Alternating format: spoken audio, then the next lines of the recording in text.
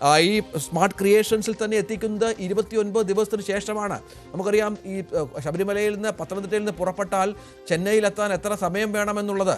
ഇത് സംഭവിച്ചില്ല. 29 ദിവസത്തെ കറക്കത്തിന് ശേഷം ഇയാൾക്ക് പരിചയമുള്ള സ്ഥലങ്ങളിലൊക്കെ എത്തിച്ച് പ്രദർശിപ്പിച്ച ശേഷമാണ് ഈ വിദ്വാൻ സ്മാർട്ട് ക്രിയേഷൻസിലേക്ക് ഈ സ്വർണ്ണപ്പാളി എത്തിച്ചത്, ഈ നമ്മുടെ ഈ കാര്യങ്ങൾ എത്തിച്ചത്, ദ്വാരപാലക ശില്പമടക്കം എത്തിച്ചത് എന്നുള്ളത് വളരെ പ്രധാനമാണ്. അത് റിപ്പോർട്ടിൽ പറഞ്ഞിട്ടുണ്ട്.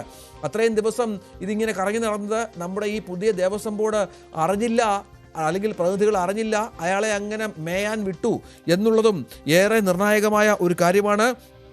27 ഇവരുടെ ചോദ്യം ചെയ്യലിൻ്റെ കൃത്യമായ വിവരങ്ങളുണ്ട്. ബോർഡ് ഉത്തരവ് പ്രകാരം 2020 ബോർഡ് ഉത്തരവ് പ്രകാരമുള്ള ശ്രീ ഉണ്ണികൃഷ്ണൻ പോറ്റി പുതുതായി നിർമ്മിച്ച താങ്ങുപീഠം 2021 ജനുവരി 1 ശബരിമല ദേവസ്വത്തിൽ എത്തിച്ച വിവരം ദേവസ്വത്തിലെ ഒരു രേഖകളിലും രേഖപ്പെടുത്തിയായി കാണുന്നില്ല എന്നും മറ്റുമുള്ള ഗുരുതരമായ പരാമർശങ്ങൾ കൂടിയുണ്ട് കേട്ടോ. 25 പേജുണ്ട്. അത് എനിക്കിപ്പോൾ ഇവിടെ നിന്ന് പൂർണ്ണമായും പരിശോധിക്കാൻ സാധിക്കില്ല.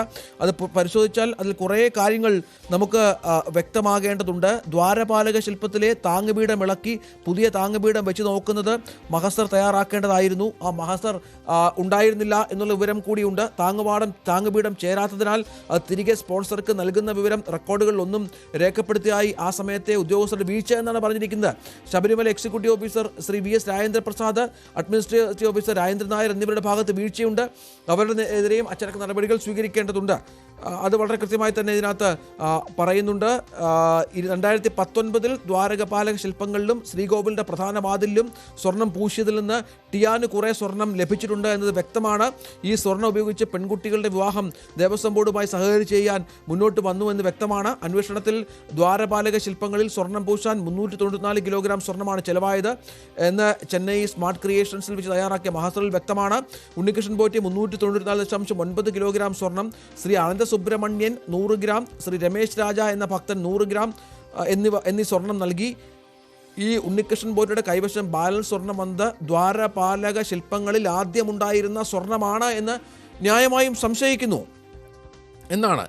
ഇത്തരത്തിൽ ട്രാവൻകൂർ ദേവസ്വം ബോർഡിൻ്റെ മാനുവൽ വോളിയം ചാപ്റ്റർ 11 റൂൾ 38 വിലപിടിപ്പുള്ള വസ്തുക്കളുടെ അറ്റകുറ്റപ്പണികൾ ദേവസ്വത്തിൽ വെച്ച് തന്നെ ചെയ്യണമെന്ന് വ്യവസ്ഥ ചെയ്യുന്നുണ്ട്.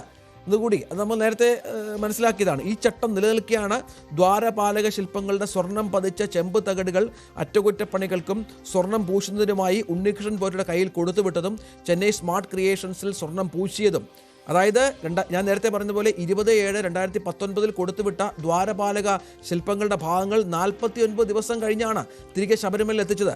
നിയമവിരുദ്ധമായ ഉദ്യോഗസ്ഥർ ഇപ്രകാരം ചെയ്ത വിവരം ദേവസ്വം ബോർഡ് അധികാരികൾ അറിഞ്ഞില്ല എന്ന് കരുതാൻ കഴിയില്ല. അതാണ് വളരെ കൃത്യമായൊരു പോയിന്റ്. സൈത്ത് വലിയ കുറ്റപ്പെടുത്തലാണ് കേട്ടോ.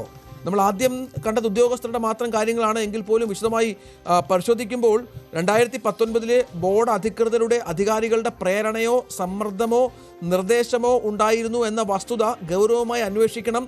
ദ്വാരപാലക ശില്പത്തിൻ്റെ പാളികൾ നിയമവിരുദ്ധമായി ഉണ്ണികൃഷ്ണൻ പോറ്റി ദേവസ്വത്തിന് പുറത്ത് കൊണ്ടുപോയി സ്വർണം പൂശാനിടയായത് 2019 ബോർഡിൻ്റെ വീഴ്ചയാണ്. അതായത് എൻ്റെ ഈ 15ാമത്തെ പേജിൽ വളരെ കൃത്യമായി പറയുന്നുണ്ട്.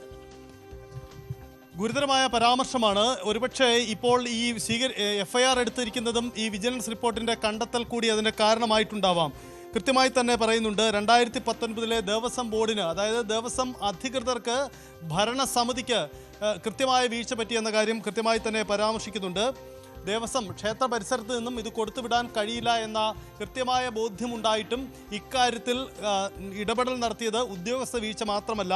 ഇതിൽ ഈ റിപ്പോർട്ടിലെ ഒരു വാക്ക് നമുക്ക് കോട്ട് ചെയ്യാം. ഇതിൽ പറയുന്ന ഒരു കാര്യം ഇങ്ങനെയാണ്: 2019 ബോർഡ് അധികാരികളുടെ പ്രേരണയോ സമ്മർദ്ദമോ നിർദ്ദേശമോ ഉണ്ടായിരുന്ന കാര്യം എന്ന വസ്തുത ഗൗരവമായി പരിശോധിക്കണം. അതൊരു വസ്തുതയാണ് എന്ന കാര്യം വിജിലൻസ് റിപ്പോർട്ട് ആണയിട്ട് പറയുന്നു എന്നതാണ് പ്രധാനപ്പെട്ട കാര്യം. അതുകൊണ്ട് ഇത് ഗൗരവമായി പരിശോധിക്കണം എന്നതാണ് ഇക്കാര്യത്തിൽ പറയുന്ന കാര്യം.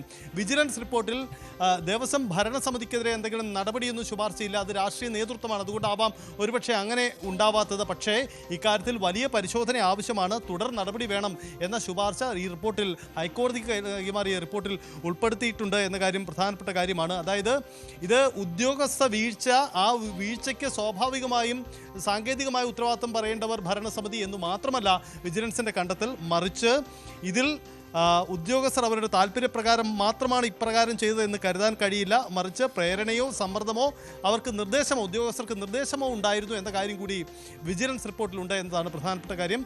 ഇത് ദേവസ്വം വിജിലൻസിൻ്റെ കണ്ടെത്തലാണ്, അങ്ങേറ്റം സുപ്രധാനമാണ്. അതായത് ഒരുപക്ഷെ സംസ്ഥാന സർക്കാരിൻ്റെ സമ്മർദ്ദമോ ദേവസ്വം ബോർഡിൻ്റെ സമ്മർദ്ദമൊക്കെ സ്വാധീനിക്കപ്പെടാൻ സാധ്യതയുള്ള ഒരു അന്വേഷണ ഏജൻസിയുടെ കണ്ടെത്തലിൽ തന്നെ ഇക്കാര്യം പറയുന്നു എന്നതാണ് പ്രധാനപ്പെട്ട കാര്യം.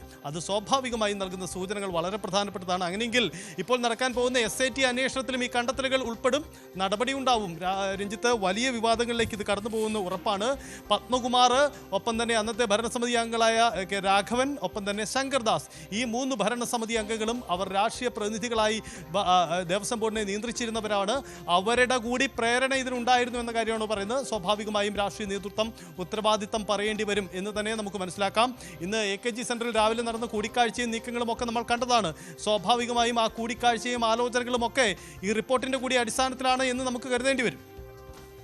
2019 2025 ഇടയിൽ ദ്വാരപാലക ശില്പത്തിനുണ്ടായ സ്വർണ്ണനഷ്ടം 20.238 ഗ്രാം എന്നാണ് തിരുവാഭരണ കമ്മീഷണറുടെയും സ്മിത്തിൻ്റെയും അസസ്മെൻറ്റ്. ഇപ്പോൾ ശബരിമലയിൽ കൊണ്ടുവന്ന ദ്വാരപാലകരിലെ 12 പാളികളിലായി 290.902 ഗ്രാം സ്വർണം ഉണ്ട്. 2025 ദ്വാരപാലക ശില്പങ്ങളിൽ തകടുകൾ സ്വർണം പൂശുന്നതിനുള്ള സന്നദ്ധത ഉണ്ണികൃഷ്ണൻ പോറ്റി രേഖാമൂലം തിരുവാഭരണ കമ്മീഷണർക്ക് നൽകി. തുടർന്ന് 30/7/2025 തിരുവാഭരണ കമ്മീഷണർ ബോർഡ് നൽകിയ കത്തിൽ നിലവിലെ ഭാഗങ്ങളിൽ സ്വർണം പൂശിയതിനാൽ അത് നീക്കം ചെയ്ത് പ്രസ്തുത സ്വർണം ഉപയോഗിച്ച് വീണ്ടും സ്വർണം പൂശുന്നതിനുള്ള സാങ്കേതികവിദ്യ സ്മാർട്ട് ക്രിയേഷൻസിൽ ഇല്ല എന്ന് റിപ്പോർട്ട് ചെയ്തിരുന്നു. നേരത്തെ സ്വർണം പൂശിയതിനാൽ അത് സ്മാർട്ട് ക്രിയേഷൻസിൽ ചെയ്യാൻ പറ്റില്ല എന്ന അറിവുള്ളതിനാൽ അതുകൊണ്ടാണ് അപ്രകാരം എഴുതുക എന്ന് തിരുവാഭരണ കമ്മീഷണർ അന്വേഷണ സംഘത്തിന് മൊഴി കൊടുത്തിട്ടുണ്ട്. പക്ഷേ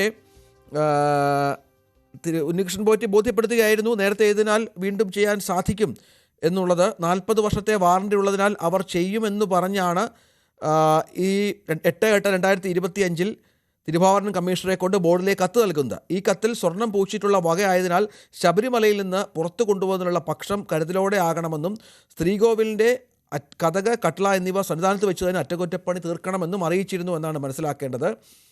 പക്ഷേ ഇയാൾ ഇതൊന്നും അനുസരിക്കാതെ ആരുടെയൊക്കെയോ പ്രേരണയാൽ 7/9/2025 ചെന്നൈയിൽ ദ്വാരപാലക ശില്പങ്ങൾ എത്തിക്കുകയായിരുന്നു എന്നുള്ളതാണ് നമുക്ക് ലഭിക്കുന്ന വിവരം. അത്തരത്തിൽ ഒരുപാട് ഇടപെടലുകൾ ഇതുമായി ബന്ധപ്പെട്ട് ഉണ്ടായിട്ടുണ്ട് എന്ന കാര്യത്തിൽ യാതൊരു സംശയമില്ല. അത് വ്യക്തമായി സൂചിപ്പിക്കുന്നുണ്ട് ഈ റിപ്പോർട്ട്.